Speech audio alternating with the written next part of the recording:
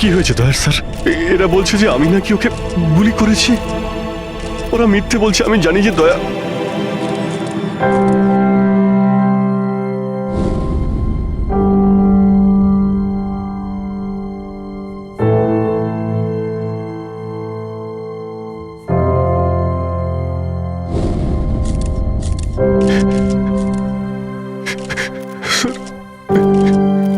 Sir আমি জানি না স্যার আমি কখন।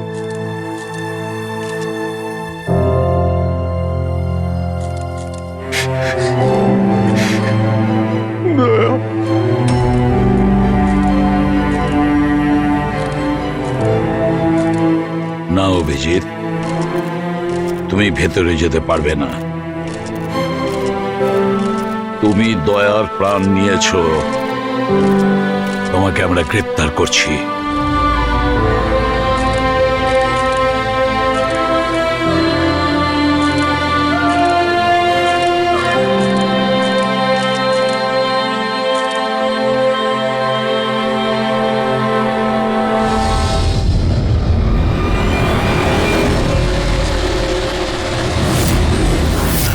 স্যার, যার খুন হয়েছে তার নাম ডিকে, একজন প্রাইভেট ডিটেকটিভ। ওর কাজের লোক লাশটা দেখেছে সকালে।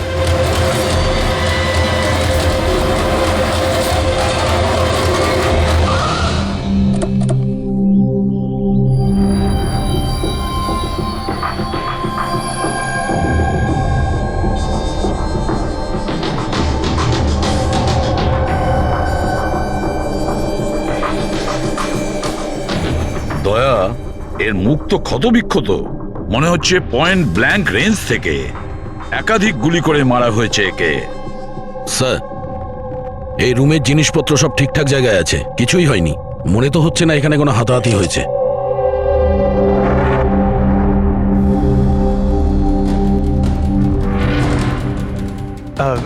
স্যার স্যার এই কাভার্ড আর লকার তো খোলা আছে, আর সব জিনিসপত্র নিজের জায়গায় আছে। দেখে তো মনে হচ্ছে যে কেউ এতে হাতই দেয়নি।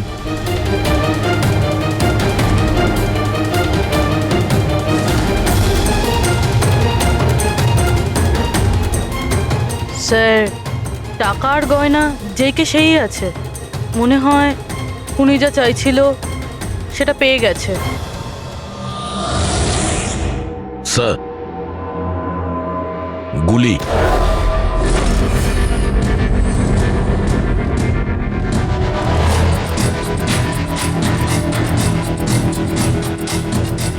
3টে গুলি চলেছে দয়া।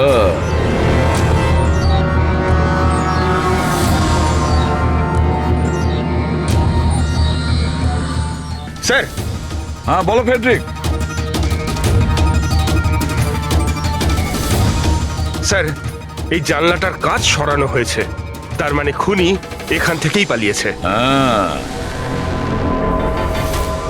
একটা কাজ করো ফেডরিক, এখান থেকে ফিঙ্গারপ্রিন্ট তোলো।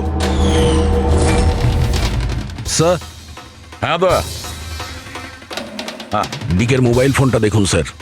মরার আগে ডিকে কোনো সঞ্জয়কে 3বার কল করেছে। সঞ্জয়? ওই সঞ্জয়কে আপনি চেনেন? না সাহেব। রাত 1টা থেকে 2:30-এর মধ্যে 3বার। সঞ্জয়ের ডিটেল বের করো। স্যার, আর হ্যাঁ দয়া, অভিজিৎ তো এখনো এলো না। তুমি ওকে ফোন করে বলনি এখানে আসতে ক্রাইম সিনে? হ্যাঁ স্যার বলেছিলাম, মনে হয় কোনো জ্যামে আটকে গেছে। জ্যামে আটকে গেছে?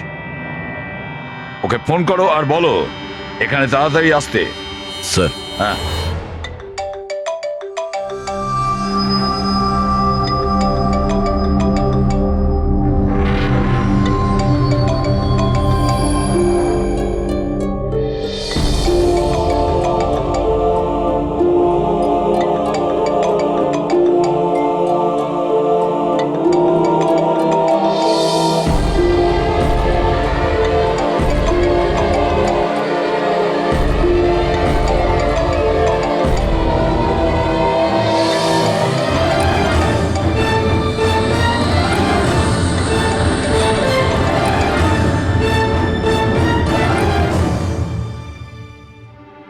হ্যাঁ দয়া, অভিজিৎ কি বলছে? কোথায় ও? স্যার মানে ওর শরীর খুব একটা ভালো না স্যার। ও ডাক্তারের কাছে যাবে, তারপর ওখান থেকে সোজা বিউরোতে যাবে। কোনো প্রবলেম আছে? না স্যার, কোনো প্রবলেম নেই। বুঝতে পারছি না, অভিজিৎ দিল্লি থেকে আসার পর কেমন অদ্ভুত আচরণ দেখছি ওর মধ্যে।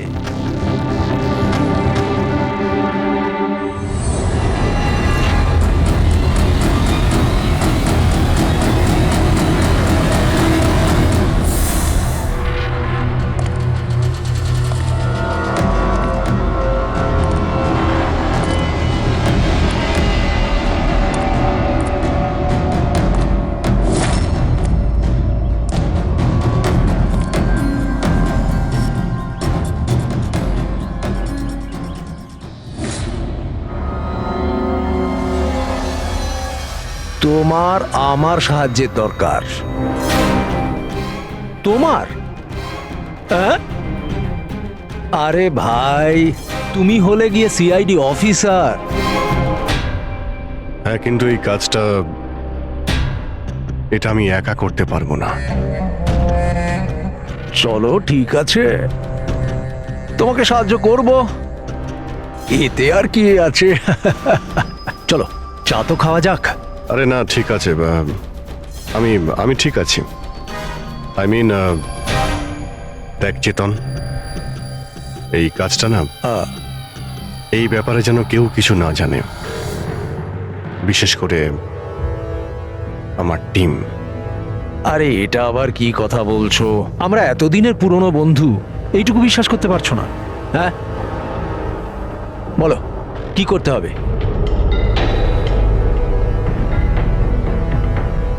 কাউকে ফলো করতে হবে, নজর রাখতে হবে, আর এর জন্য তোকে টাকাও দেবো। কি কথা বলছো? বন্ধুত্বের মধ্যে টাকা? হ্যাঁ। আচ্ছা ঠিক আছে, যদি মনে করো টাকা দিয়ে দিও। ফলো কাকে করতে হবে?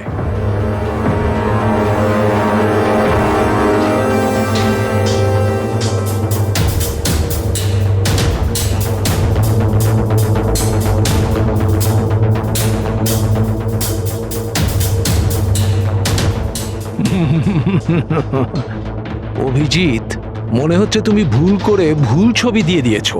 ভুল ছবি আমি দিইনি, একেই তোকে ফলো করতে হবে। এ কোথায় যায়, কি করে, কার সঙ্গে দেখা করে, সবকিছু রাত 10টা থেকে সকাল 6টা পর্যন্ত। আর প্লিজ কোনো প্রশ্ন করবি না, যা বলেছি তাই করবি, ব্যাস। ওকে? ওকে।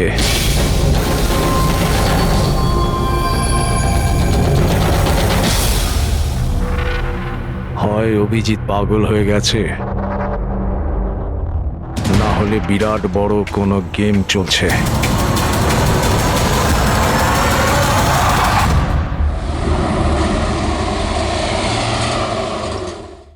কি কি বলছেন? ও খুন হয়ে গেছে? মরার আগে ডিকে শেষবার ফোনে আপনার সঙ্গে কথা বলেছিল মাঝরাতে। কি কথা হয়েছিল আপনাদের মধ্যে? আমার কথাতে একজনের উপরে নজর রাখছিল, কোনো প্রমাণ পেয়েছিল, সেই জন্য আমাকে ফোন করেছিল। হায়ার করেছিলেন কেন? আমার বস মন্দিরা ম্যাডামের জন্য। মন্দিরা? কুমার জুয়েলার্সের ওনার, বিখ্যাত পেজ 3 সেলিব্রিটি। আশা করি আপনারা ওই দিল্লির কেসটার ব্যাপারে নিশ্চয়ই জানেন বোধহয়। ও হো হো হো হো, মন্দিরা কুমার, মন্দিরা দেবী। ওনার বিরুদ্ধে তো ওনার স্বামী, শ্বশুর, শাশুড়ি আর কেয়ারটেকারকে মারার অভিযোগ আছে, তাই না? ঠিক বলেছেন। কিন্তু সঠিক প্রমাণ না থাকার কারণে কোর্ট মন্দিরা দেবীকে ছেড়ে দেয়। আর তার কিছুদিন বাদেই মন্দিরা দেবীর পার্সোনাল অ্যাসিস্ট্যান্ট ঈশানা আত্মহত্যা করে নেয়।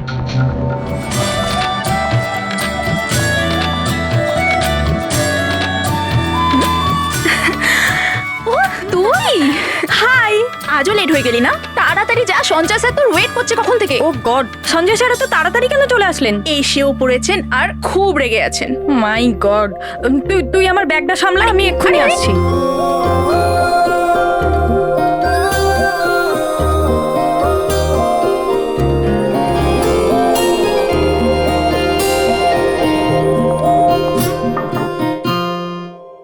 মে I come in sir? Come in. Sorry sir, sorry I am so sorry sir. কটা বাজে বলো তো তুমি? এটা কোনো অফিসে আসার টাইম হলো? স্যার ট্রাফিক খুব বেশি ছিল। কি ট্রাফিকের কথা বলছো তুমি? রোজ একই কথা বলে যাও তুমি। হ্যাঁ, এই অফিসের বাকি লোকজনও তো ওই ট্রাফিক পেরিয়ে আসে, তাই না? হ্যাঁ বলো কুমার। না 30শে ডিসেম্বরের আগে কিচ্ছু করা সম্ভব না। আরে তুমি তো এটা জানো যে 30শে ডিসেম্বরে মন্দিরা ম্যাডামের একটা ইভেন্ট রয়েছে মুম্বাইতে, তার আগে কিছুই করা সম্ভব নয়। হ্যাঁ হ্যাঁ,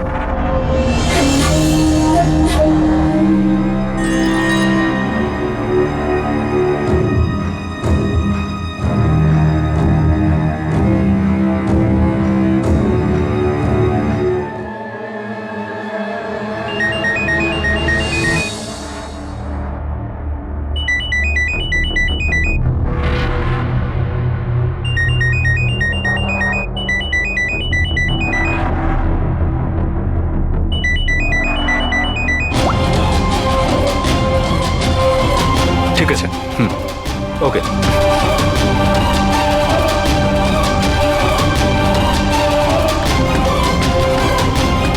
কি হলো? হ্যাঁ, কি হয়েছে নাকি? বাইরে ওভাবে কি দেখছো?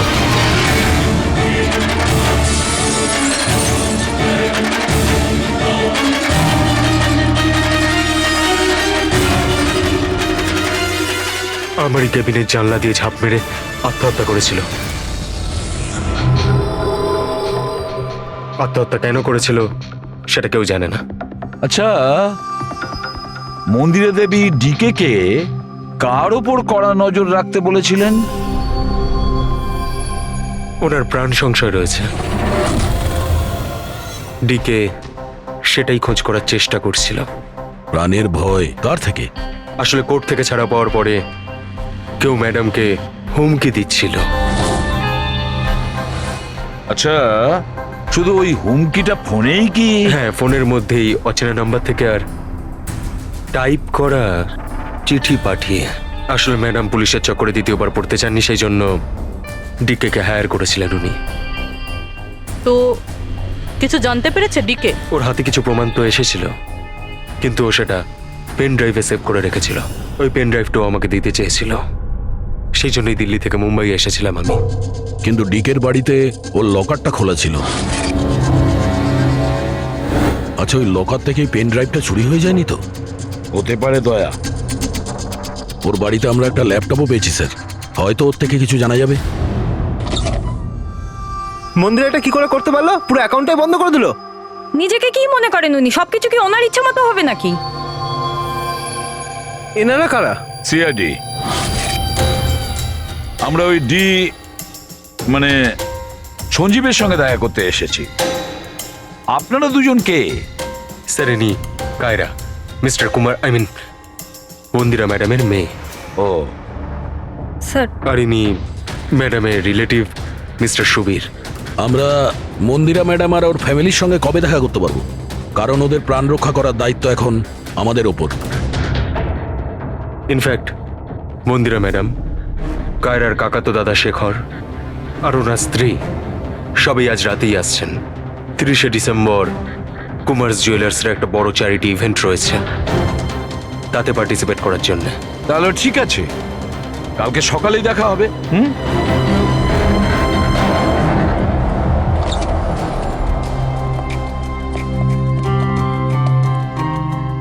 এসব কি হচ্ছে? সিআইডি আমাদের পার্সোনাল ব্যাপারে ঢুকছে কেন?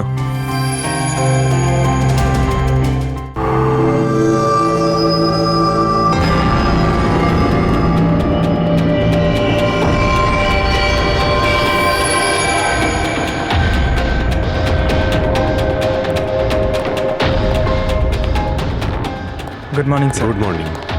হ্যালো স্যার, এখন কেমন আছেন আপনি? Murder investigation sir, private detective বিকের স্যার, বাড়িতেই মারা গেছে স্যার। এটা পুরো কেস ফাইল স্যার।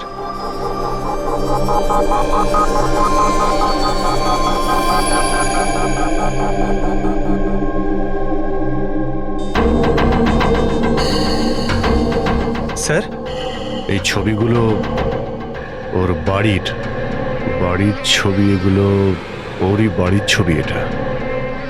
আর এখানেই ওর মার্ডার হয়েছে, তাই না?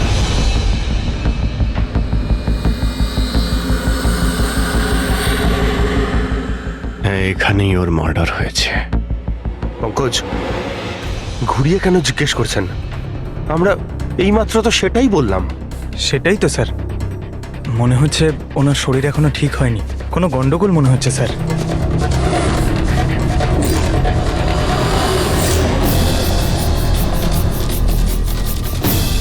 অভিজিৎ,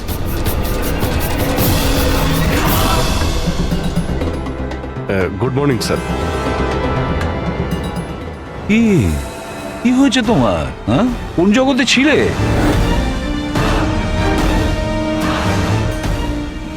অভিজিৎ, তোমার শরীর খারাপ ছিল না? তাহলে ডক্টরের কাছে যাওয়ার কথা ছিল, এখানে কেন? হ্যাঁ হ্যাঁ স্যার, ওই কিছুদিন ধরেই শরীরটা ভালো নেই স্যার, কিন্তু এখন ঠিক আছে। I am better now. Yeah, গোলমাল চলছে। স্যার, ডিকে সঞ্জয়কে যে পেন ড্রাইভটা দিতে যাচ্ছিল, ওর যে ডেটা আছে ওগুলো উদ্ধার করার যে একটা উপায় আছে স্যার। পেন ড্রাইভ তো পাওয়া যায়নি তো। তাহলে ডেটা কোথা থেকে পাবে? স্যার, আছে না একটা উপায় আছে, ওই আমরা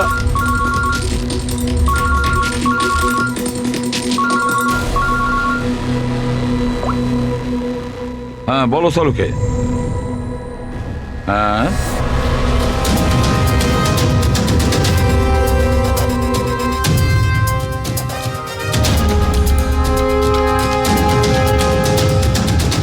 দয়া স্যার,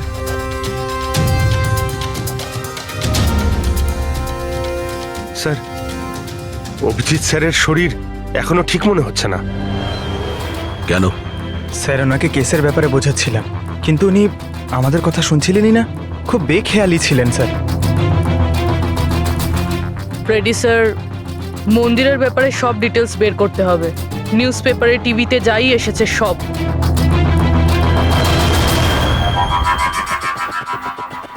বাড়িতে ঢোকার একটাই রাস্তা আছে, মেন গেট। চাবি ডিকে আর ওর বাড়ির মেডের কাছে থাকে। বাথরুমের জানালা তার মানে খুনি খুনি বাথরুমের জানালার কাঁচ খোলে আর ভিতরে ঢোকে, আর তারপর অভিজিৎ ক্রাইম সিনে ছিলই না, আর এখানে তো বাথরুমের কোনো ফটোও নেই। তাহলে ও এগুলো কি করে জানলো? অভিজিৎ আমার কাছে কিছু লুকোচ্ছে, কিন্তু কি?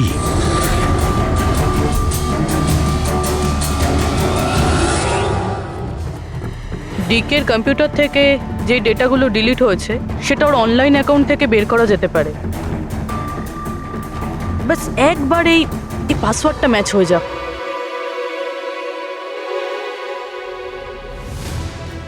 কিছুদিন ধরেই শরীরটা ভালো নেই স্যার, কিন্তু এখন ঠিক আছে। আই এম বেটার না। স্যার ওনাকে কেসের ব্যাপারে বোঝাচ্ছিলেন, কিন্তু উনি আমাদের কথা শুনছিলেনই না। খুব বেখেয়ালি ছিলেন স্যার।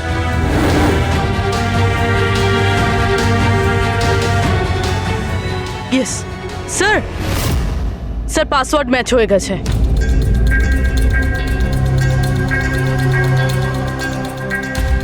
স্যার এতে তো ভিডিও রয়েছে, চেক করি। স্যার এটা তো ডিকের কম্পাউন্ডের ভিতরের ফুটেজ। এর মানে ওখানে সিসিটিভি ক্যামেরা আছে? আছে না, ছিল। আমাদের পৌঁছানোর আগেই কেউ বার করে নিয়েছে। কিন্তু বের কে করেছে? অন্য ভিডিওটা দেখো।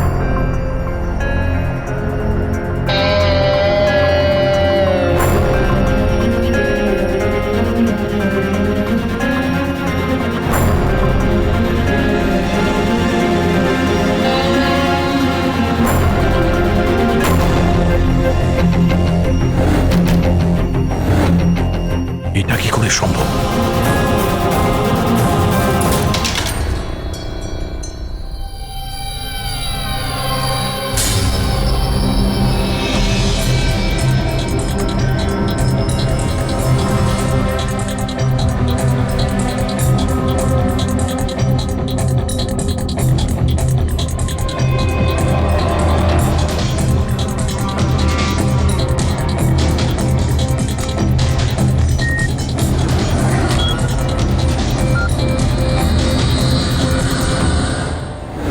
ডক্টর সালুকে আপনি খুব ভালো করে ক্রস চেক করেছেন তো? মানে বন্দুক তো আমাদের কাছে নেই, তাই বলছিলাম কোথাও কোনো ভুল? না দয়া, কোনো ভুল নেই। আমি একবার নয় 10 বার ক্রস চেক করেছি। মানছি যে বন্দুকটা আমাদের কাছে নেই, কিন্তু বন্দুকের রেকর্ড তো আমাদের কাছে আছে। সেই গুলিটা যা দিয়ে ডিকে মারা হয়েছে, সেই গুলিটা ওর বন্দুক থেকেই চলেছিল। গুলির প্যাটার্ন, গুলির উপর লেগে থাকা চিহ্ন, সবকিছু এইটাই প্রমাণ করছে যে সেটা অভিজিতেরই বন্দুক। স্যার স্যার গুলি অভিজিতের বন্দুক থেকে চলেছে, কিন্তু তার মানে তো এটা নয় যে অভিজিৎ গুলিটা চালিয়েছে। এক্স্যাক্টলি স্যার, সেই কারণে আমি এই কথা এসিপি স্যারকে বলিনি, শুধুমাত্র আপনাদের সঙ্গে কথা বলেছি, যাতে আমি এই মামলা সুরাহা করতে পারি। কি তুমি এই কথাটা এসিপি কে জানাওনি? কি বলবো স্যার, কি বলবো ওনাকে? যেখানে আমার বিশ্বাস হচ্ছে না, তাহলে ওনাকে কি বলবো?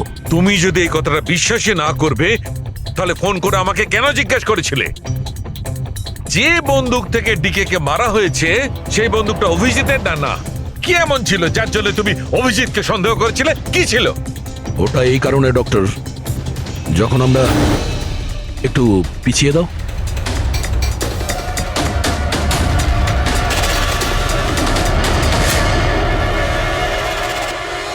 অভিজিৎ ডিকের বাড়িতে? আর দয়া, তারপরেও তুমি অভিজিৎকে বাঁচানোর চেষ্টা করছো? দেখো দয়া, অভিজিৎ আর তোমার বন্ধুত্বকে আমি খুবই শ্রদ্ধা করি, তার কদরও করি, কিন্তু ডিউটি, নিজের দায়িত্ব, সব সম্পর্ক সব বন্ধুত্ব থেকে বড় হয় না। আর এই কথাটা নিশ্চয়ই আমি তোমাকে বুঝিয়ে বলতে যাব না। স্যার পোক্ত কোনো প্রমাণ ছাড়া অভিজিৎ স্যারকে সন্দেহ? এটা প্রমাণ নয় তো কি পুরবি? অভিজিৎ ডিকের বাড়িতে ঢুকেছিল, এটা যদি প্রমাণ নয় তো কি পুরবি? অভিজিৎ স্যার ডিকের ঘরে গেছিল সেটা আমরা দেখেছি, কিন্তু উনি ডিকেকে মেরেছেন এটা তো আমরা দেখিনি। স্যার এটাও তো হতে পারে ওনার বন্দুক দিয়ে ডিকেকে অন্য কেউ মেরেছে। হতেই পারে, এটা হতে পারে যে অভিজিতের বন্দুক দিয়ে ডিকে কে অন্য কেউ মেরেছিল, কিন্তু এই অবস্থায় অভিজিতের বন্দুকটা অভিজিতের কাছে থাকার কথা নয়। তোমাদের কি অভিজিৎ এ কথা বলেছে? ও কি বলেছে যে ওর বন্দুকটা হারিয়ে গেছে? বন্দুক হারিয়ে যাওয়ার কোন রিপোর্ট দেখিয়েছে?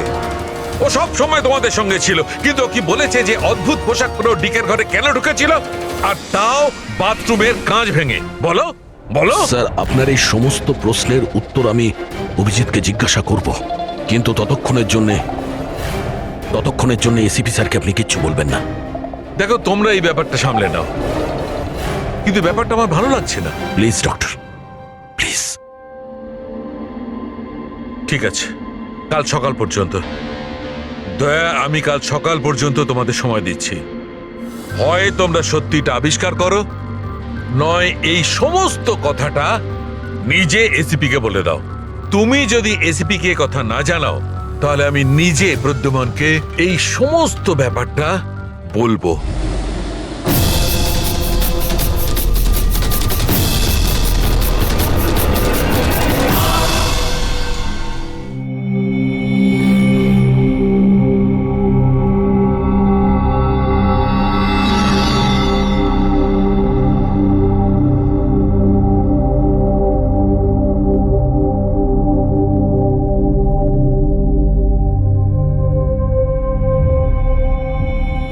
আধ ঘন্টার বেশি হয়ে গেল, 10টা থেকে 10:30 হয়ে গেল, এখনো আসেনি।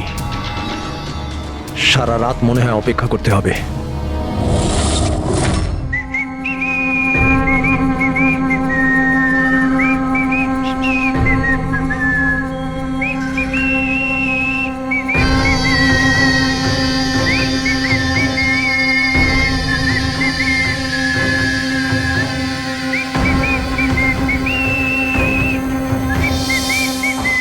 ভুল ছবি আমি দিইনি, একেই তোকে ফলো করতে হবে। এ কোথায় যায়, কি করে, কার সঙ্গে দেখা করে, সবকিছু। রাত 10টা থেকে সকাল 6টা পর্যন্ত। এটা অভিজিৎ? ওর কি হলো? এরকম সেজেছে কেন?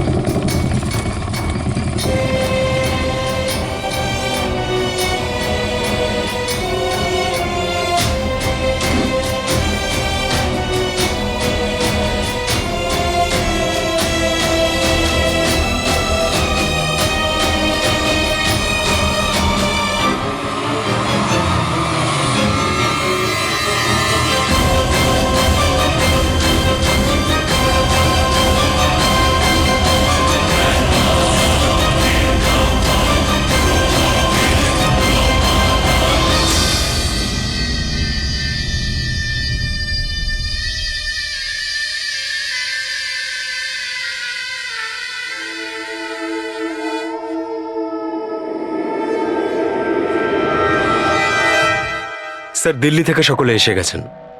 মন্দিরা ম্যাডাম,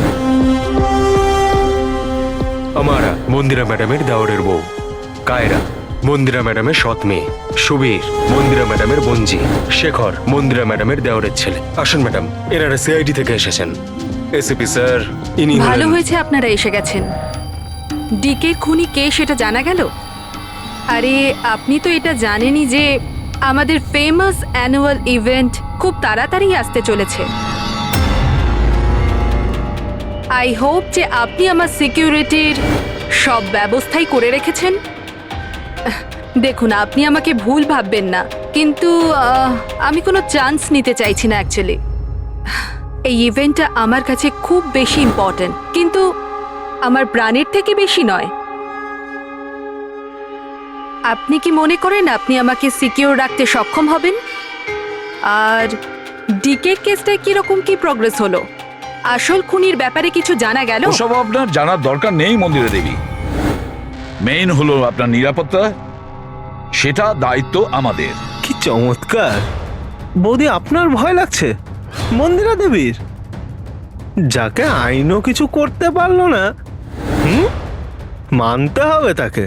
যে আপনাকে ভয় পাইয়ে দিয়েছে? মনে হয় ও জানে না ইনার ব্যাপারে যে ইনি কি কি করতে পারেন।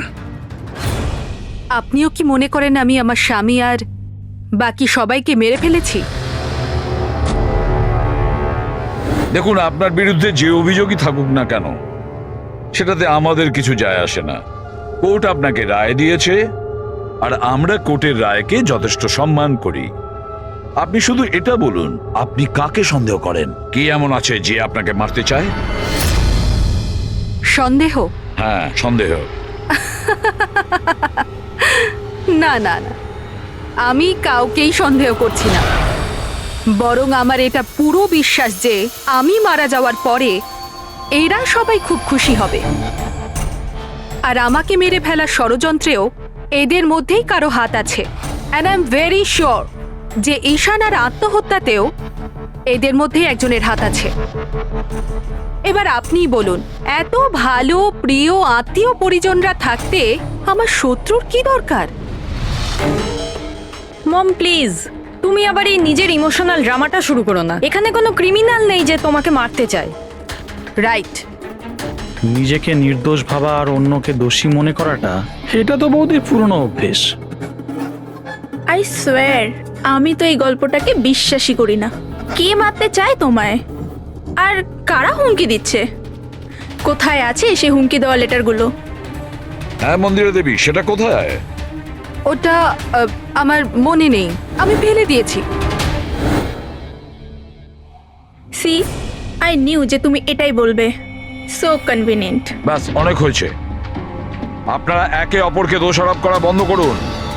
তবে একটা কথা খুব ভালো করে মনে রাখবেন, আমরা সবাইকে সন্দেহ করি। তাই সবাইকে বলছি, তার মানে হলো আপনাদের সবাইকে সন্দেহ করি, আপনাদের সবাইকে। আর একটা কথা, আমাদের পারমিশন ছাড়া আপনারা এই শহর ছেড়ে যেতে পারবেন না। কেউ শহর ছেড়ে যাবেন না। আর যদি দরকার পড়ে আমরা দ্বিতীয়বার তাকে ডেকে নেব। Thank you very much. Thank you.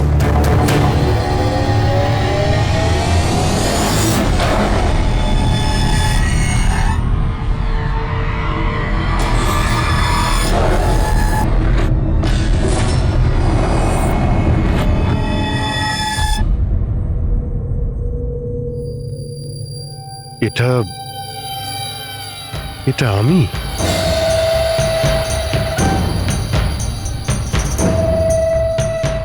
এই পোশাক পরে ঘুরছিলাম? এই পোশাক তো রোজ আমার ওয়াশিং মেশিনে ধোয়া হয়।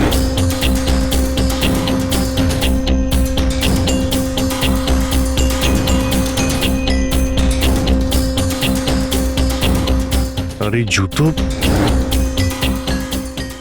এগুলো এত নোংরা যেন আমি পরেছি। কিন্তু আমার মনেই নেই যে এই পোশাক আমি কখন পরেছি। সত্যি আমার কি হচ্ছে আমার সাথে?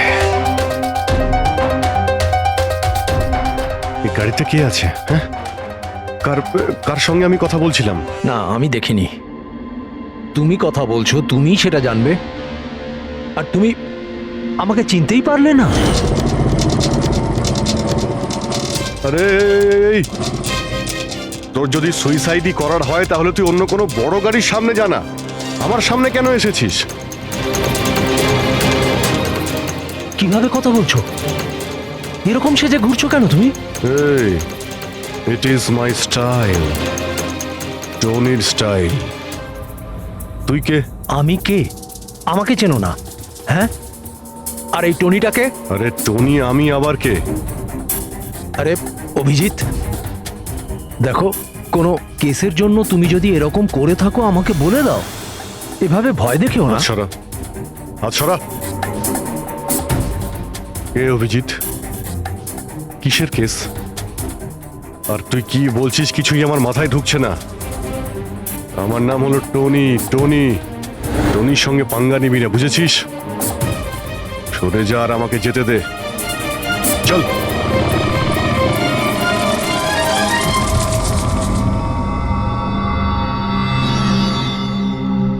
এই অভিজিৎ নিজেকে টনি কেন বলছে? টনি? ডিটেকটিভ কে টনি? সত্যি তোমার কিছুই মনে নেই?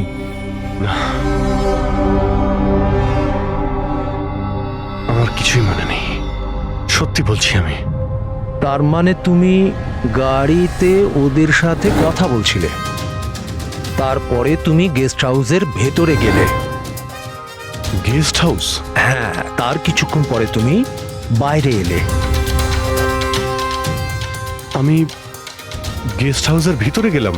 ভিতরে গিয়ে আমি কি করলাম? হ্যাঁ, তুই দেখেছিস কিছু করেছিলাম আমি?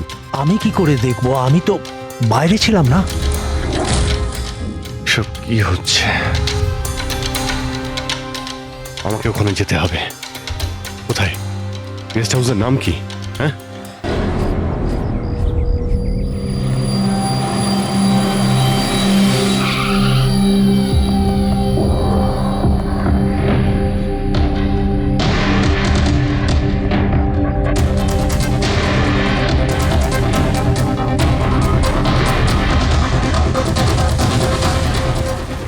স্যার, রক্ত।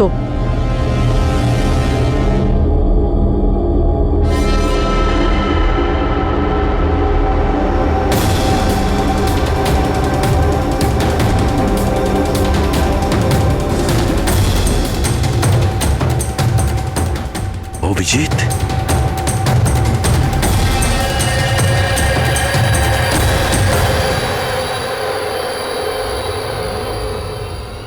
দয়া, তুমি এখানে? তোমার ফোন ট্র্যাক করে আর এই প্রশ্ন তো আমিও তোমাকে করছি অভিজিৎ। তুমি এখানে কি করছো?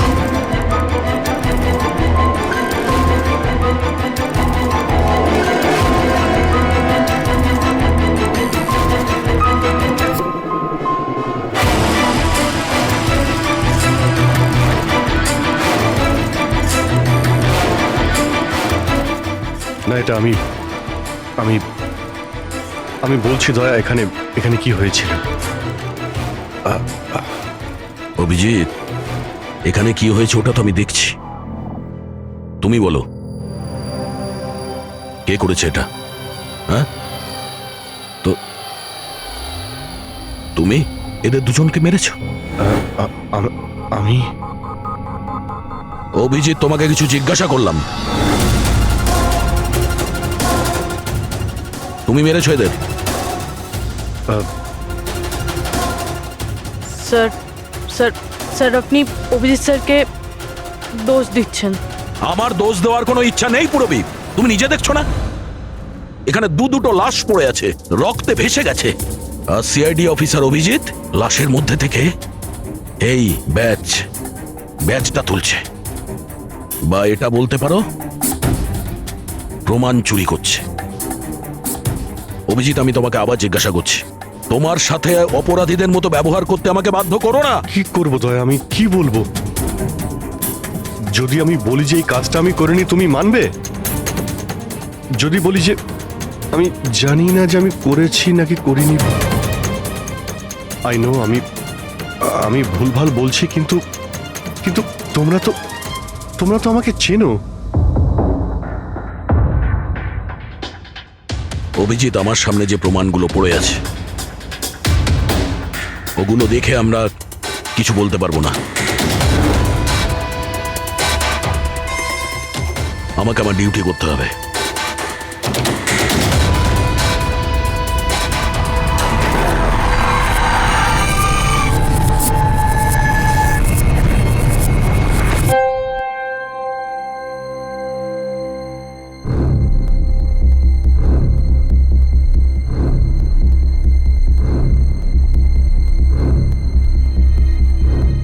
অভিজিৎ, এতক্ষণ ধরে একের পর এক জিজ্ঞেস করে যাচ্ছি তোমাকে, কিন্তু কোনো উত্তর দিচ্ছ না তুমি। হ্যাঁ, তুমি জানো তোমার ওপর কি অভিযোগ আছে? মাথায় কিছু ঢুকেছে? স্যার, ওই এক মিনিট, ব্যাস। তোমার কাছে এটা আশা করিনি। এত কিছু ঘটে গেল, তুমি আমাকে বলনি কেন? আমাকে বলনি দয়া? সালুকে আমাকে বললো, তা নাহলে তো আমি জানতামই না। তা আমি তাই করেছি যেটা উচিত ছিল। বলো অভিজিৎ, তুমি কি এই খুনটা করেছো? অভিজিৎ, তুমি কি এই খুনটা করেছো? আমি জানি না স্যার। কেন জানো না? তুমি কেন জানো না? হ্যাঁ, ডিকের বাড়িতে তুমি লুকিয়ে লুকিয়ে ঢুকেছিলে, সেটা আমি সিসিটিভিতে দেখেছি। ওই লাশগুলোর পাশে তুমি দাঁড়িয়েছিলে। এই দয়া তোমাকে এখানে ধরে নিয়ে এসেছে। ডিকে আর বডিগার্ডের উপরে যে গুলিটা চলেছে সেটা তোমার গান থেকে চলেছে, ওই গান থেকে চালানো হয়েছে। আর তুমি বলছো তুমি কিছুই জানো না? আমার চোখের ওপর চোখ রেখে তুমি বলো, বলো তুমি এই খুন করোনি, বলো তুমি এইগুলো কিছুই জানো না। বললাম তুমি জানি না স্যার, আমি কিছুই জানি না স্যার।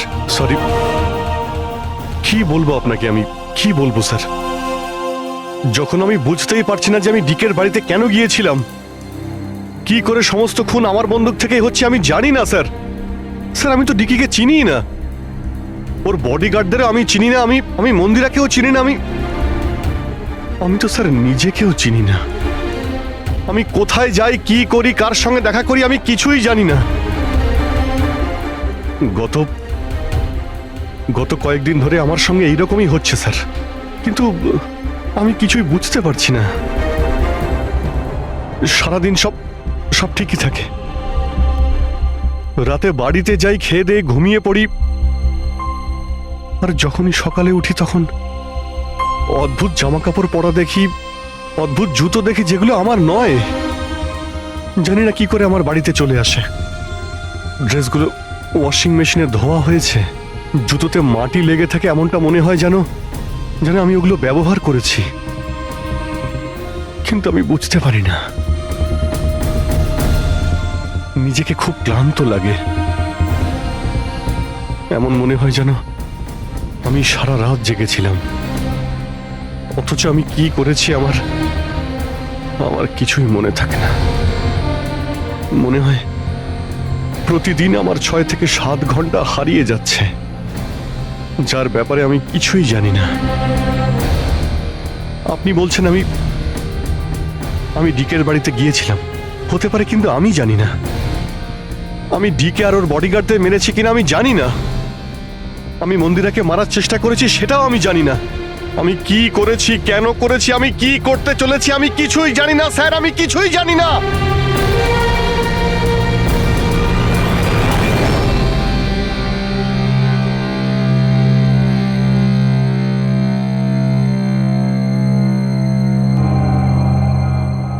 দেখো অভিজিৎ, এই মুহূর্তে তুমি নিজের জন্যে আর অন্যদের জন্যেও বিপজ্জনক। আমি তোমাকে একা ছাড়বো না, আমি তোমাকে নজরবন্দি রাখবো, আর দয়া তোমার ওপর নজর রাখবে।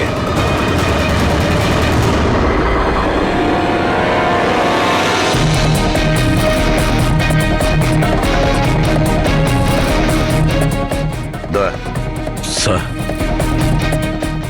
একটা কথা ভালো করে মনে রাখবে, তুমি নিজের বন্ধুর ওপর নয়, বরং একজন অপরাধী খুনির ওপর নজর রাখবে, এমন একজন লোক যে মানসিক ভারসাম্য হারিয়েছে। আজ থেকে এই কেসের তদন্ত আমি নিজে করব, আর তুমি অভিজিৎকে আটকাবে কোনো অপরাধ করা থেকে, আর তার জন্য যদি অভিজিতের ওপর গুলিও চালাতে হয় তাও তুমি চালাবে। Is that clear? Yes sir.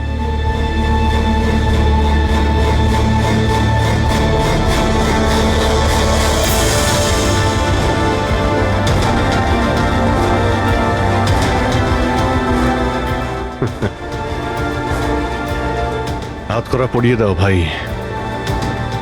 শুনলে তো, মানসিক অবস্থা ঠিক নেই আমার, কখন কি করে বসি কিছুই জানি না। আটকাও আমায়, আমার হাতে আরো একটা অপরাধ হওয়ার আগে আটকাও আমায় ভাই। আপনাদের অফিসার, আপনাদের সিনিয়র সিআইডি অফিসার আমারই প্রাণের পিছনে পড়ে রয়েছে, আর উনি তাদেরকেও মেরে ফেলেছেন যারা আমার সিকিউরিটিতে ছিল। আর আপনি নিশ্চিন্ত হয়ে বলছেন ভয় পাওয়ার কোনো কারণ নেই। ও আপনারই চোখের সামনে সবাইকে মেরে ফেলছে, তার সত্ত্বেও আপনি বলে যাচ্ছেন যে ভয় পাওয়ার কোনো কারণ নেই। আশ্চর্য! আপনি শুধু এটা বলুন, আমি আপনাদেরকে আর কি করে বিশ্বাস করব? আজ আপনাদের একজন অফিসার সিরিয়াল কিলার বেরিয়েছে, কাল আবার অন্য কেউ বেরিয়ে ব্যাস আসবে। মন্দিরা দেবী, অনেক হয়েছে, অনেক কথা বলে ফেলেছেন। আমাদের ইন্সপেক্টর অভিজিৎ একজন সৎ এবং সাহসী অফিসার। নিজের দেশকে রক্ষা করার জন্য, সাধারণ মানুষের রক্ষা করার জন্য নিজের প্রাণও দিতে পারে। সে কোনোদিন খুনি হতে পারে না। হ্যাঁ, ওর বিরুদ্ধে অভিযোগ আছে, তিনটে খুনের অভিযোগ আছে। আপাতত এটা প্রমাণিত হয়েছে যে অভিজিৎ নিজের মানসিক ভারসাম্য হারিয়েছে।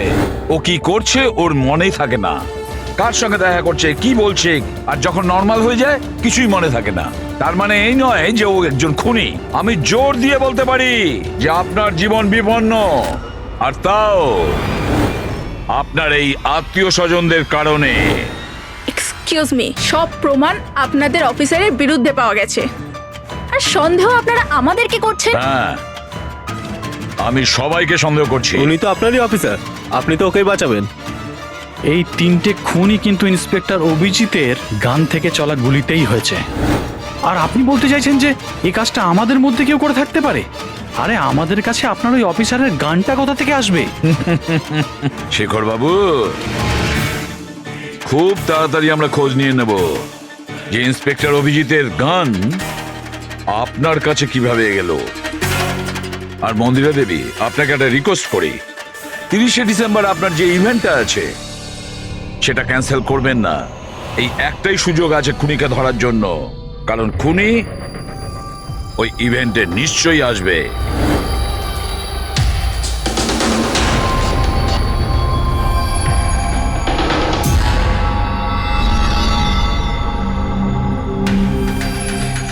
স্যার স্যার হ্যাঁ সঞ্জয়, কি হচ্ছে? স্যার, আপনি অভিজিৎ স্যারের ব্যাপারে কিছু বলছিলেন যে ওনার ভিতরে অন্য একজনের প্রতিফলন ঘটে, স্মৃতিশক্তি ওনার, মানে উনি আগের দিন রাতের কথা মনে করতে পারেন না। হ্যাঁ, তো ঠিক এরকমই, এক্স্যাক্টলি এরকমই অন্য আরেকজনের সাথেও হয়েছিল। কার সঙ্গে বলুন? স্যার ঈশানা। ঈশানা? যেদিনও আত্মহত্যা করেছিল তার কিছুদিন আগে থেকেই একদম এরকমই আচরণ করতে শুরু করেছিল। কি অদ্ভুত রকম হয়ে গিয়েছিল, অন্য মনস্ক থাকতো। যেদিন আত্মহত্যা করেছিল তার কিছুদিন আগে থেকেই একটা অদ্ভুত রিংটোন সেট করেছিল নিজের ফোনে, আর তারপর সেই দিন হঠাৎ করে ওই রিংটোনটা বাজতে শুরু করলো। আর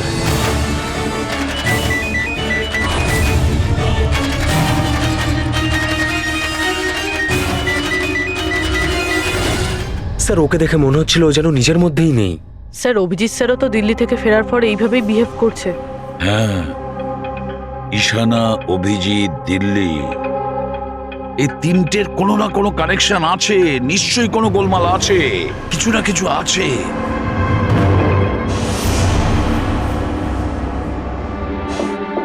কফি। আরে খেয়ে নাও ভাই, কিছুই মেশাইনি।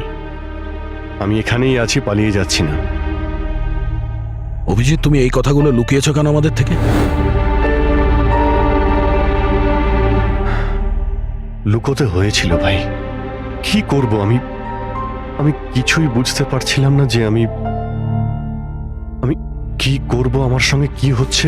যেখানে আমি নিজেই কনফিউজ, আমি সেখানে কি বলবো তোমাকে? সেই জন্য, আর কোনো ব্যাপার নয়। আমার ওপর ভরসা ছিল না নাকি? আমাকে যোগ্য ভাবনি যে আমি তোমার কোনো সাহায্য করতে পারি? কি ভাই, এসব কি বলছো তুমি? ব্যাপারটা এরকম নয়। তাহলে বলনি কেন? আমার তো মনে হচ্ছে আমি তোমাকে চিনি না। এই মুহূর্তে আমি যার সঙ্গে বসে কথা বলছি সে অভিজিৎ নাকি অন্য কেউ?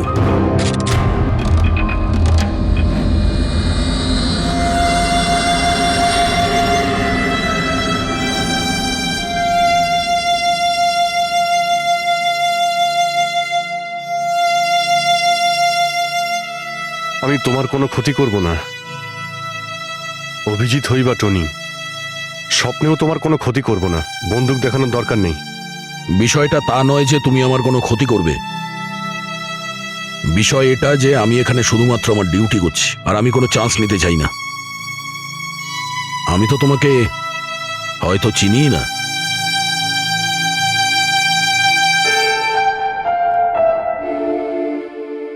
ঠিক আছে, তুমি যখন বুঝতেই পারছো না আর কি বলবো।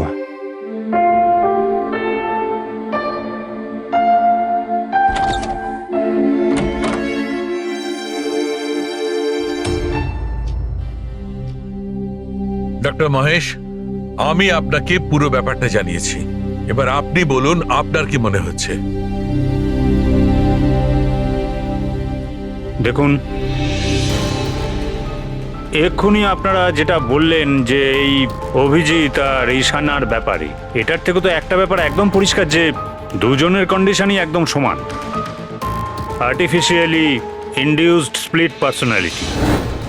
এটাকে যদি সোজা ভাষায় আপনাদের বোঝাই তাহলে এই কন্ডিশনে পেশেন্টের মস্তিষ্কে তার এই নিজের ব্যক্তিত্ব ছাড়াও অন্য আরও একটা ব্যক্তিত্ব প্ল্যান্ট করা হয়, যেটা কোনো বিশেষ কারো আদেশ বা নির্দেশ অনুযায়ী চলাচল করে।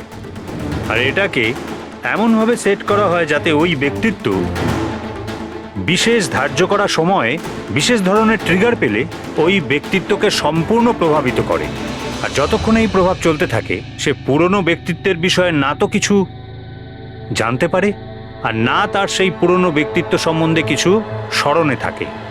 এটা হলো মানুষের মস্তিষ্ক। এই মস্তিষ্কের দুটো ভাগ রয়েছে। সচেতন মস্তিষ্ক মানে কনসাস স্টেট অফ মাইন্ড, যার মধ্যে আমরা এখন আছি। অচেতন মস্তিষ্ক মানে semi conscious state of mind, মানে যখন আমরা ঘুমিয়ে থাকি তখন সক্রিয় হয়। আর কখনো কখনো জেগে থাকার সময়ও কোনো নেশার বা কোনো ওষুধের প্রভাবেও আমাদের অচেতন মস্তিষ্ক সক্রিয় হয়ে ওঠে। সচেত আর অচেত দুটো অবস্থাতেই মস্তিষ্ক ভিন্ন ভিন্ন কাজ করে, কিন্তু এই অবস্থাতে দুটো মস্তিষ্কই যা চিন্তা করে, কোনো কথা বা কোনো স্মৃতি সব সেভ করে নেয়।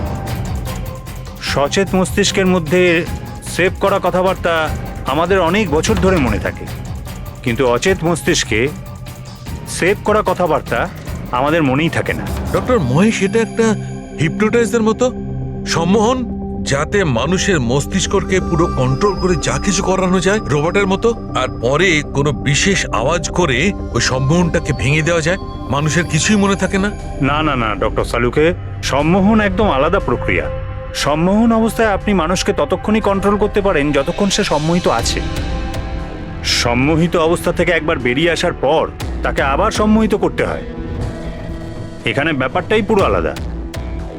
এখানে মানুষের মস্তিষ্কে একটা ঘটনা যা আদৌ ঘটেইনি, একটা ব্যক্তি যার কোনো অস্তিত্বই নেই, তাকে ওই মানুষের মস্তিষ্কের ভিতরেই প্ল্যান্ট করা হয়। তার মস্তিষ্কে এই কথাটাই ফিট করা হয়।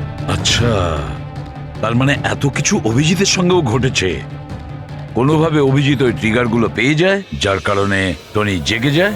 Exactly sir.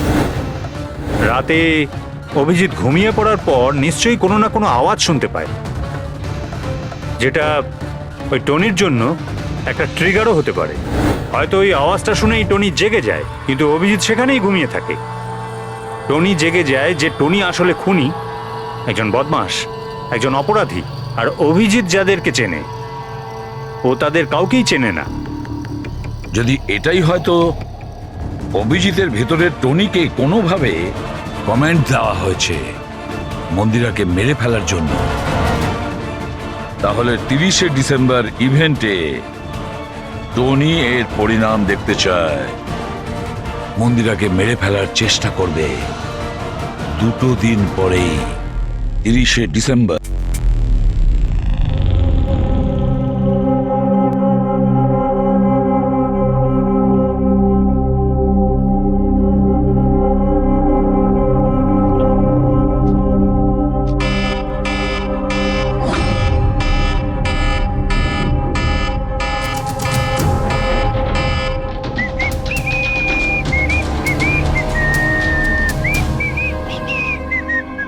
অভিজিৎ, অভিজিৎ, কোথায় তুমি?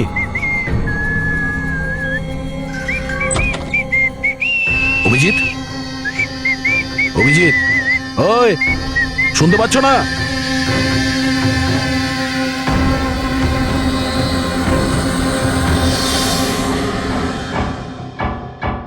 কে রে তুই? তুই আমার বাড়িতে কি করছিস? অভিজিৎ, টনি, তুমি এখান থেকে পালাতে পারবে না। তুমি এখানে নজরবন্দি আছো, এই ঘরের ভেতরেই থাকতে হবে, বুঝেছো? টনিকে তার কাজ করতে দে। যদি আমার রাস্তাতে বাধা দিস তাহলে জীবনটাও হারাবি তুই।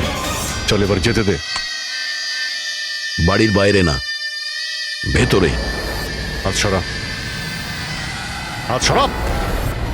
তোকে তো বললাম যে আমাকে তুই বাধা দিস না। আমার মাথা গরম করিস না। আমার কাজের সময় কেউ বাধা দিতে পারবে না আমায়। চল। টনি, তুমি কোথাও যাবে না, এখানে, এখানেই থাকবে তুমি, বুঝেছো? কি বললি? টনির গায়ে হাত তুললি তুই? টনির গায়ে হাত তুললি তুই? অভিজিৎ, অভিজিৎ, অভিজিৎ,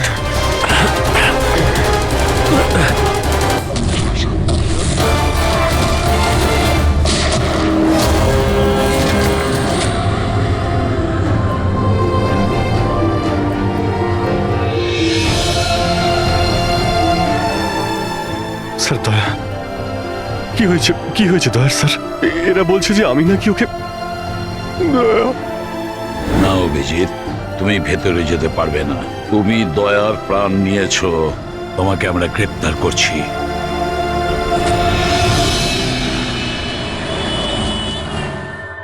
ঈশানার ফোন রেকর্ডে ডক্টর তানিয়ার নাম কয়েকবার এসেছে।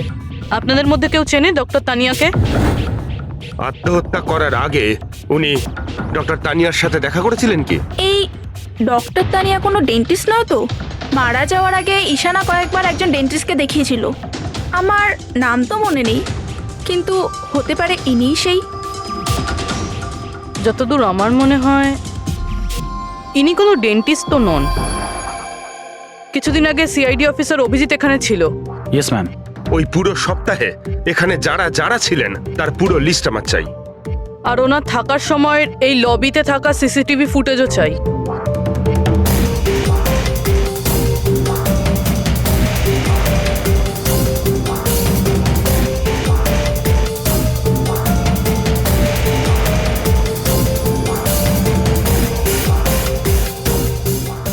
এক মিনিট পজ করুন।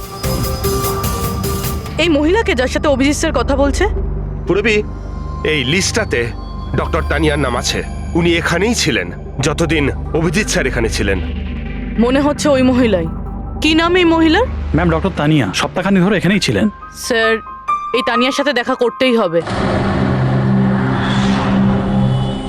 স্যার, তানিয়া মুম্বাইয়ের প্যারাডাইস হোটেলে রয়েছে।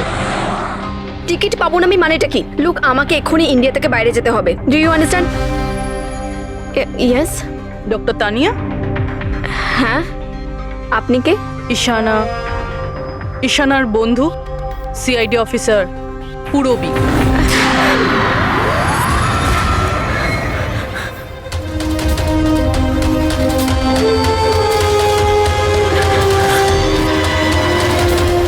পালানো অত সহজ নয়। কোথায় পালাচ্ছেন তানিয়া দেবী?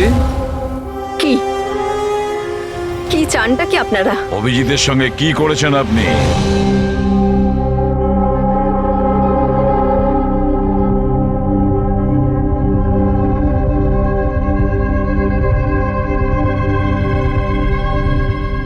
ঈশানা আর অভিজিতের ব্রেনের ওপর আমি এক্সপেরিমেন্ট করেছি।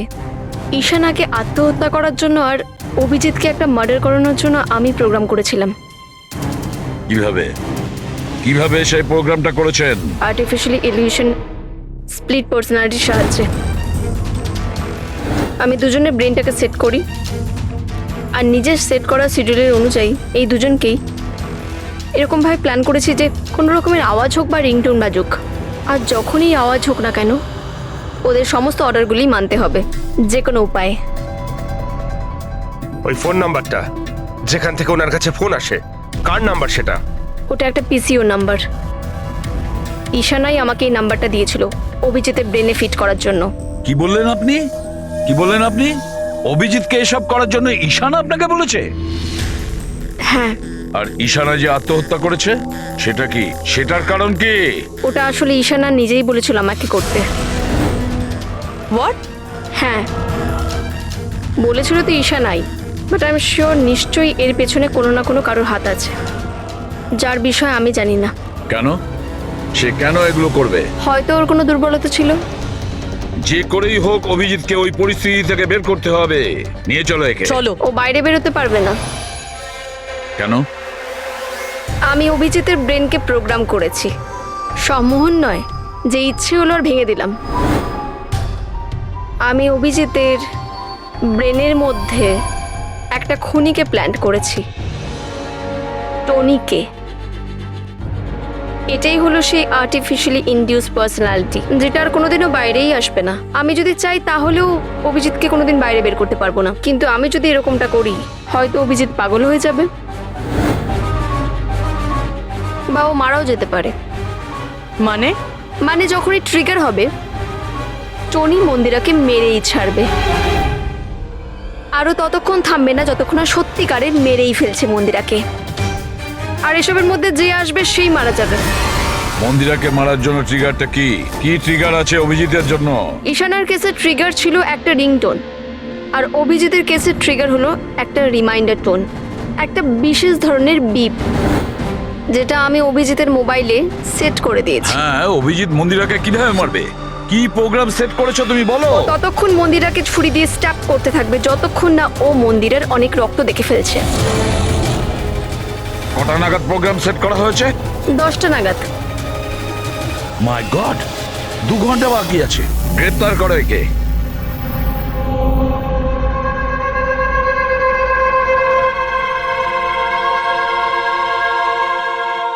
জীবনে কখনো ভাবিনি স্যার যে আপনার ওপর অপরাধীর মতো নজর রাখতে হবে।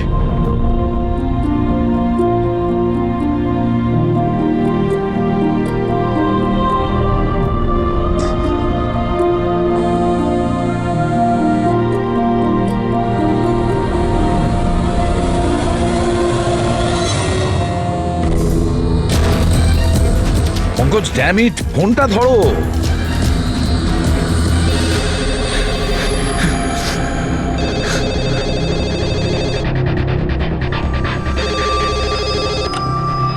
হ্যালো পঙ্কজ, কোথায় ছিলে তুমি? মোবাইলটা ধরোনি কেন? সরি স্যার, আমার ফোন সাইলেন্টে ছিল। স্যার আমি এখানেই আছি অভিজিৎ স্যারের কাছে। শোনো আমার কথা, এক্ষুনি তুমি অভিজিতের ফোনটা সুইচ অফ করো। কি স্যার, ফোন সুইচ অফ করবো? ওর ফোন সুইচ অফ করো যেভাবে আমি বলছি, এখনই, এই মুহূর্তে। অভিজিৎ স্যারের ফোন স্যার? পঙ্কজ, প্রশ্ন করো না, যা বলছি তাই করো। অভিজিতের ফোন বন্ধ করো। দেখো, হাতে আমাদের সময় নেই। অভিজিৎ যে কোনো সময় খুনি হয়ে যেতে পারে। যাও তাড়াতাড়ি। না না,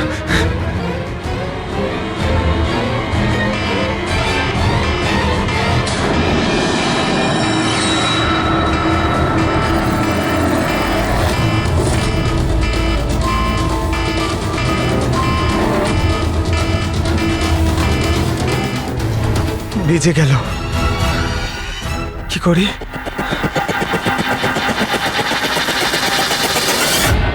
অভিজিৎ স্যার, অভিজিৎ স্যার কোথায় গেলেন?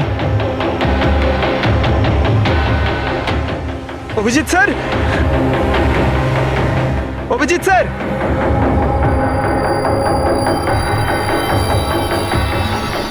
স্যার! তুই আমাকে আটকে রাখবি? হ্যাঁ, আমাকে আটকে রাখবি তুই? টনিকে? হ্যাঁ, টনি আর টনির কাজের মাঝে যে আসবে তাকে মরতে হবে, মরতে হবে তাকে।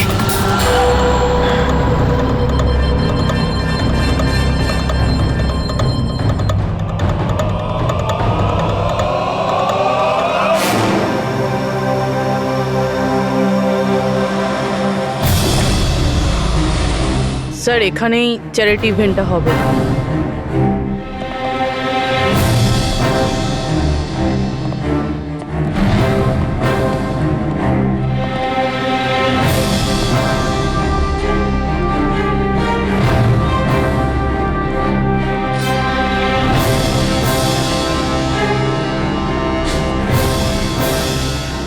আপনারা এখানেই দাঁড়ান প্লিজ।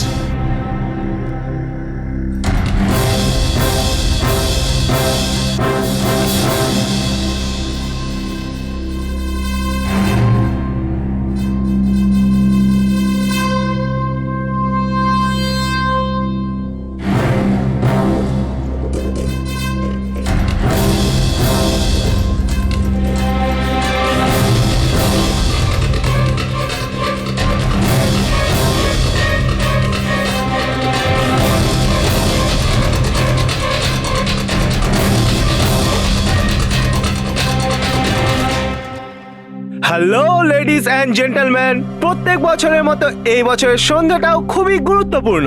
কারণ হলো মন্দিরা জুয়েলার্স অ্যানুয়াল চ্যারিটি ইভেন্টের জমা করা সম্পূর্ণ টাকাটা দিল্লি ও মুম্বাইয়ের বিভিন্ন অনাথ আশ্রম আর বৃদ্ধাশ্রমগুলিতে দেওয়া হবে। একবার জোরে হাততালি ডিকেসি চ্যারিটির জন্য।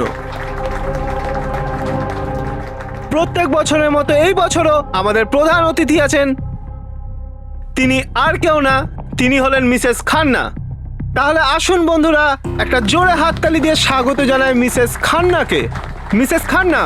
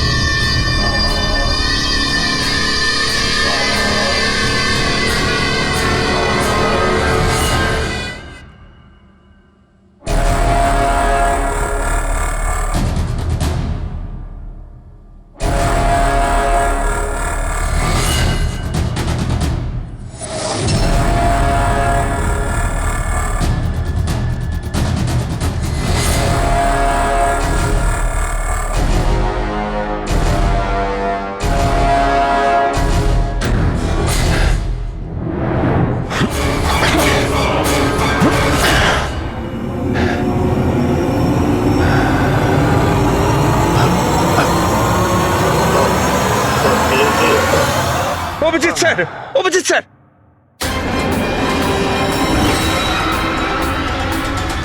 Sir, sir, lights on. Sir, sir, Abhijit ঠিক আছে? স্যার, স্যার, ওকে তাড়াতাড়ি নিয়ে চলো, তাড়াতাড়ি এসো।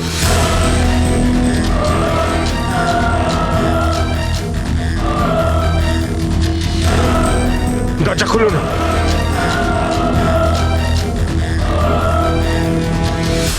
মন্দিরা দেবী, টনি তার মিশন কমপ্লিট করেছে, মন্দিরা দেবীকে মারার। আর আমাদেরকে ভরসা করার জন্য আপনাকে অসংখ্য ধন্যবাদ। আপনারা সবাই আমাকে এখানে আনলেন কেন? আমার তো এখন স্টেজে থাকা উচিত। ম্যাডাম, আমাদের একটা প্ল্যান আছে। প্ল্যান? রবি,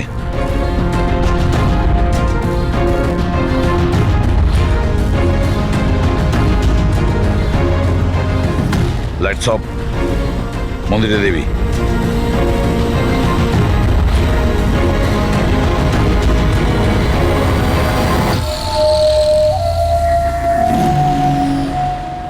আর আপনার প্রশংসা না করে পারছি না। Thank you. মম, তুমি ঠিক আছো তো? এসব কি? আপনারা আমাদের গ্রিন রুমে লক করে কি করতে চাইছিলেনটা কি? আসল খুনি তো অন্য কেউ, তাই না? স্যার, আপনি সবকিছু মায়ের জীবনের ঝুঁকি নিয়ে করেছেন। যদি সত্যিই মায়ের কোনো ক্ষতি হয়ে যেত তাহলে? এতে তো সত্যি ভীষণ বড় রিস্ক ছিল স্যার, বাট আই হোপ এবার বিপদ কেটে গেছে। বিপদ এখনো কাটেনি, কারণ এই খেলার আসল মাস্টার মাইন্ড এখনো ধরা পড়েনি। গল্প এখনো অনেক বাকি আছে।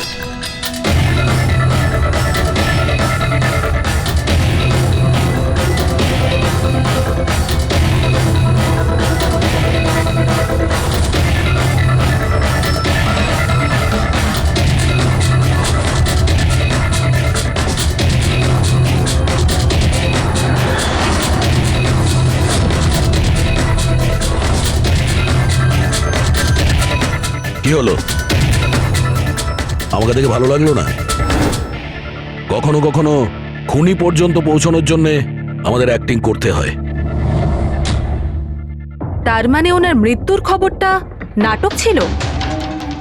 আমার মৃত্যুতে খুনি খুব খুশি হয়েছিল যে ও জিতে গেছে, আর ওই সুযোগটাই আমরা কাজে লাগিয়েছি। আমরা মন্দিরা দেবীকে বাঁচানোর চেষ্টা করছিলাম, আর দয়া মাস্টার মাইন্ডের পিছনে লেগেছিল। কিন্তু আসল মাস্টার মাইন্ডটা কে?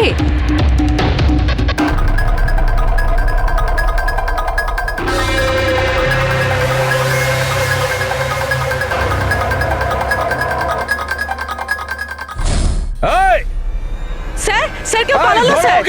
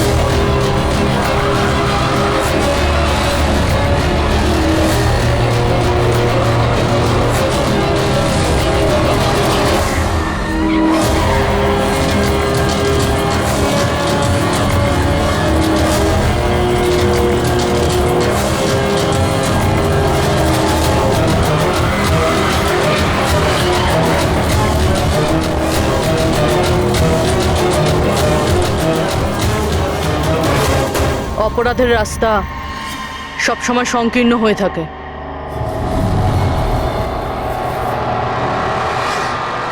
তুমি এটাই ভাবছো যে আমরা কি করে জানলাম যে তুমি খুন করেছো? আমরা তো এটা জানতাম যে এই মাস্টার মাইন্ড মন্দিরা দেবীর নিজেরই কোনো লোক। তাই আমার মৃত্যুর পরে আমি সব থেকে আগে এটা খোঁজ নিয়েছি যে আপনাদের মধ্যে কে সে যে অভিজিৎকে চিনতো বা দেখা করেছেন। তারপরে আমার মনে এলো যে ক্রাইম ব্রাঞ্চের সেমিনারের জন্য অভিজিৎ দিল্লি গিয়েছিল। ওই সেমিনারে আসা লোকেদের লিস্ট যখন আমি দেখলাম তখন জানলাম যে কায়রাও গিয়েছিল। ক্রিমিনাল সাইকোলজির স্টুডেন্ট কায়রা। আর তানিয়াকে জিজ্ঞাসাবাদ করার পরে আমরা জানতে পারলাম যে ঈশানাই এই সমস্ত কাজ করতে বলেছে।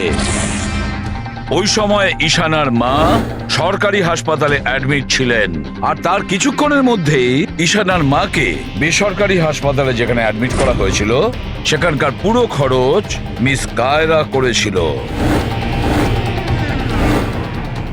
আর সবচেয়ে বড় ক্লু ওই পিসিও, যেখান থেকে অভিজিৎ স্যারের কাছে অর্ডার আসতো। দয়া স্যার সেখানে নজর রেখেছিল, আর সেখানেও তোমাকে দেখা গিয়েছিল। Okay fine, I give up. মেনে নিচ্ছি যে আপনারা খুবই স্মার্ট, কিন্তু স্যার এই কথাটা তো আপনিও মানবেন তাই না, যে আমিও অনেক স্মার্ট? হ্যাঁ, স্মার্ট তো তুমি বটেই। ক্রিমিনাল সাইকোলজির একজন ব্রিলিয়ান্ট স্টুডেন্ট, যে সৎ মায়ের থেকে নিজের পুরো পরিবারের খুনের বদলা নিতে চেয়েছিল। লোকেদের মস্তিষ্ক নিয়ে খেলা করা আর তাদের নিজের চক্রব্যূহে ফাঁসানো, এটাই এনার বিশেষত্ব। তাই আমি ভাবলাম যে এনাকে এনারই পদ্ধতিতে মেরে দিলে কেমন হয়। সেই কারণেই আমি ঈশানার সাথে দেখা করি, আর তারপর ডক্টর তানিয়ার সাহায্য নিই। She was mad, she wanted to do an experiment. তারপর আমি ঈশানাকে অনেক বুঝিয়েছি, অনেক বোঝানোর পরে শি ওয়াজ রেডি। ওই এক্সপেরিমেন্ট নিজের উপর করায়, কিন্তু somehow I was never convinced. আমি সবসময় কনফিউজ ছিলাম যে ওই এক্সপেরিমেন্টটা করতে পারবে না। আর ঠিক ওই সময় আমার সাথে দিল্লিতে অভিজিতের দেখা হয়, আর ওনার সাথে দেখা হওয়ার পর আমি ভাবলাম যে এত সৎ আর ভালো অফিসার থাকা সত্ত্বেও এই এক্সপেরিমেন্ট অন্য কেউ কেন করবে। তারপর আমি আর ডক্টর তানিয়া অভিজিৎকে ব্যবহার করি।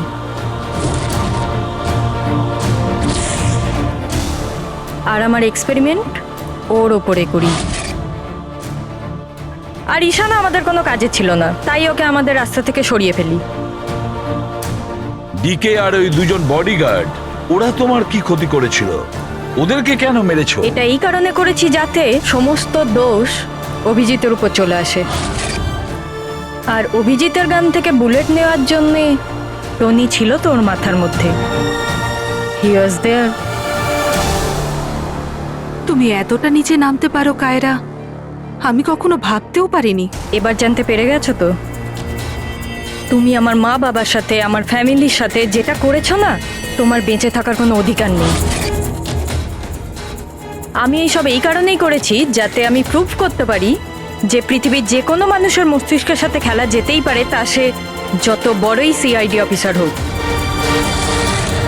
কায়রা, তুমি প্রতিশোধের আগুনে একজন সাহসী অফিসারের প্রাণ নিয়ে খেলেছো, আর তাছাড়াও 4 জন নিরীহ লোকের প্রাণ নিয়েছো। ডিকে, ঈশানা আর মন্দিরা দেবীর 2 জন বডিগার্ডকে। ভীষণ অন্যায় করেছো তুমি। আইন তোমাকে কোনোদিন ক্ষমা করবে না। তোমার তো ফাঁসি হবে, ফাঁসি। স্যার, আপনি প্লিজ এসব মনে করবেন না। একটা বাজে স্বপ্ন ভেবে ভুলে যান। বাজে? ভয়ানক।